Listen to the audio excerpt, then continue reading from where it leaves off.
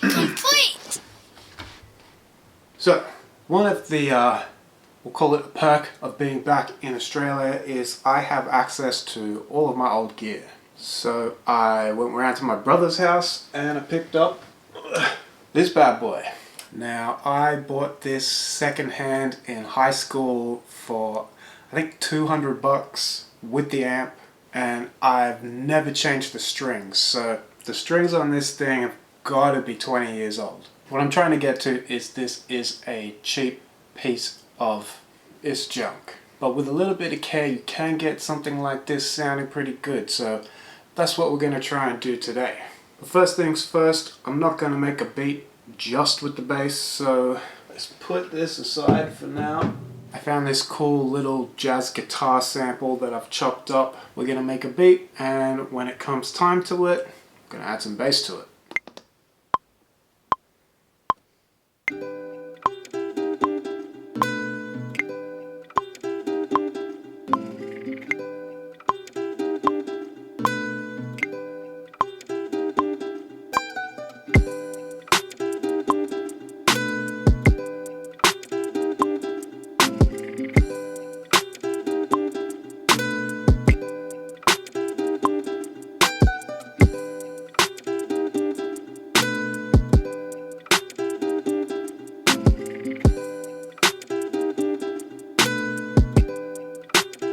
Alright, so that is the bulk of the beat done. Now we can start layering in some bass. Right, so I'm just going to unplug my turntable for now and run our bass into the line in. Alright, let's see if we can record something.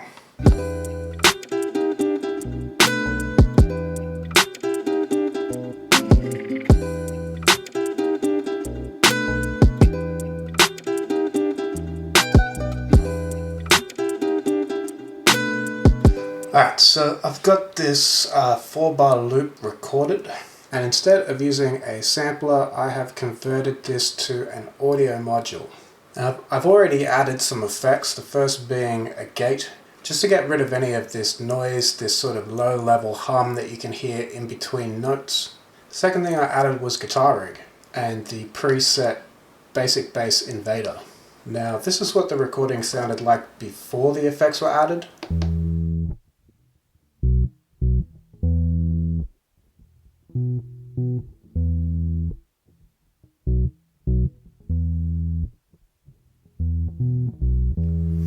And this is it with the effects.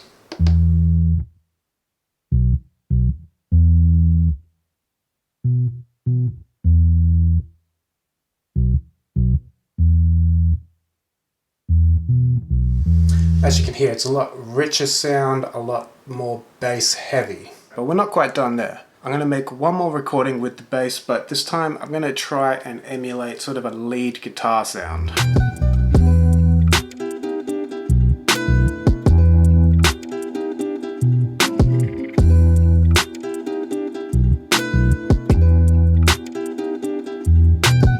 Okay, so basically we've got the same idea going on. I've recorded a 4-bar loop and I've converted it to an audio module.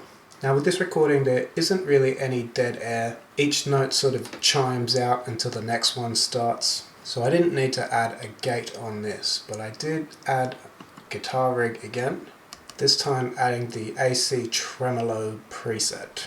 Finally I added a filter to get rid of some of that low end noise. So this is what it sounds like without the effects.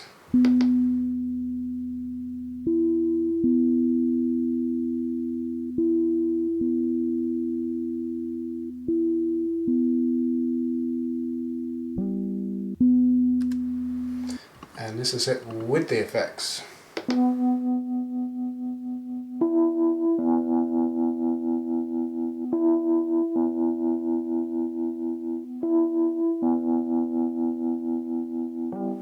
And finally, the good thing about using an audio module is I can pitch this up an octave to get it sounding even more guitar-like.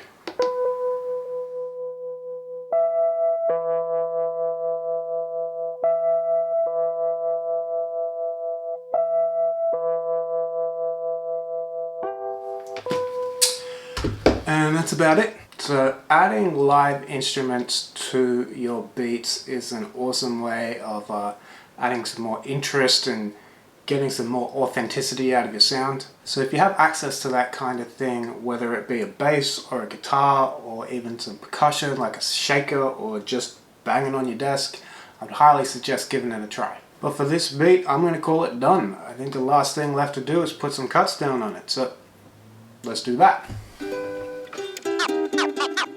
Terror.